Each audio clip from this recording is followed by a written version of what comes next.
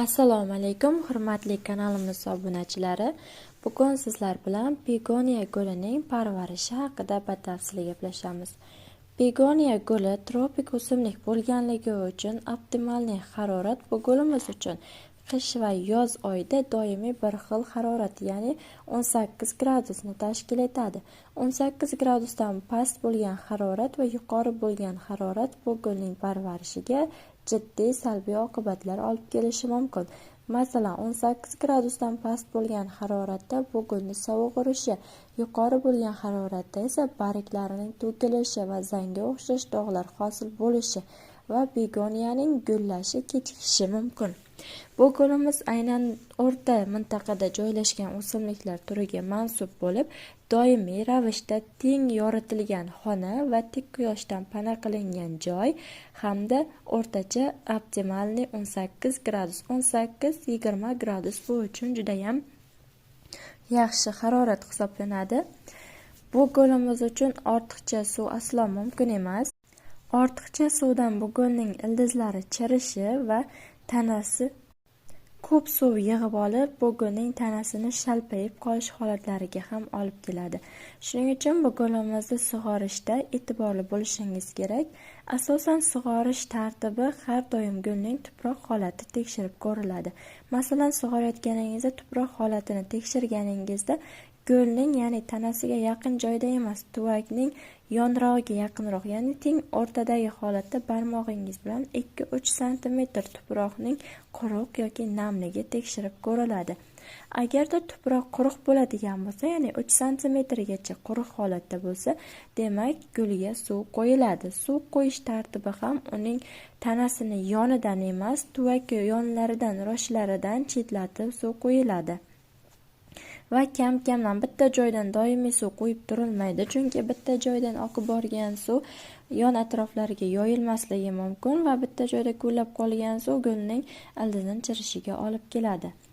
Bu gulimiz uchun sprey ayrim turlariga mumkin, ayrim turlariga esa sprey mumkin emas. Masalan, qaysi turlariga mumkin, qaysi turlariga mumkin emas, bularni ham batafsil aytib o'taman.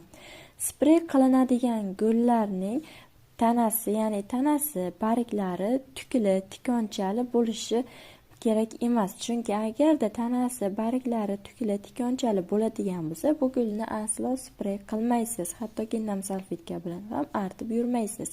Chunki uning tikonchalari yoki tukchalari to'kilib qoladigan bo'lsa, bu gulga zarar yetkazishi mumkin, kasallanishga moyilligi oshib ketadi. Barigi tukchali, tikonchali bo'lmagan gullarga esa bemalol sprey qo'llasangiz bo'ladi.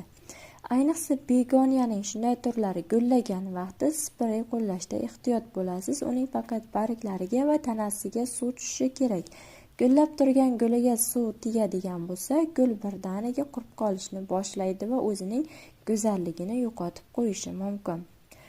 Bu gulimizni ko'paytirilishi esa begoniya asosan bo'g'onchalari, ya'ni yoshi katta novdalardan o'sib chiqqan yosh novdachalarni olasiz, ya'ni bo'g'inlaridan kesib olib, uni torfli yoki perletli tuproqqa ekib qo'yib, ya'ni oz qaviy tuproqqa ekib qo'yib, teplechka hosil qilib, bemalol gulni ko'paytirsangiz bo'ladi.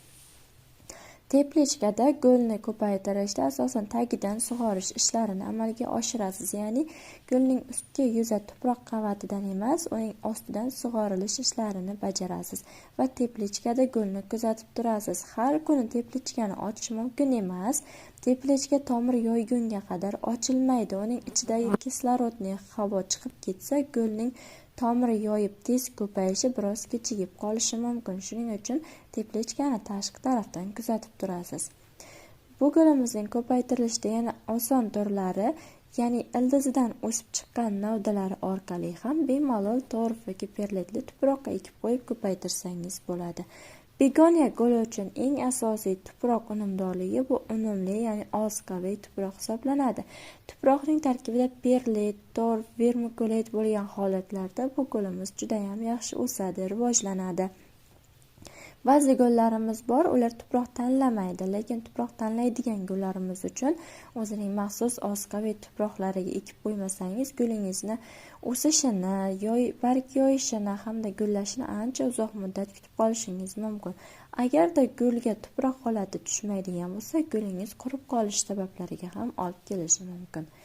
Ozuqalar esa go'ng sharbati, vitamin B12, B6, banan po'stlog'i, tuxum po'chog'i kabi ozuqalarni bu gulimiz juda ham sevib iste'mol qiladi.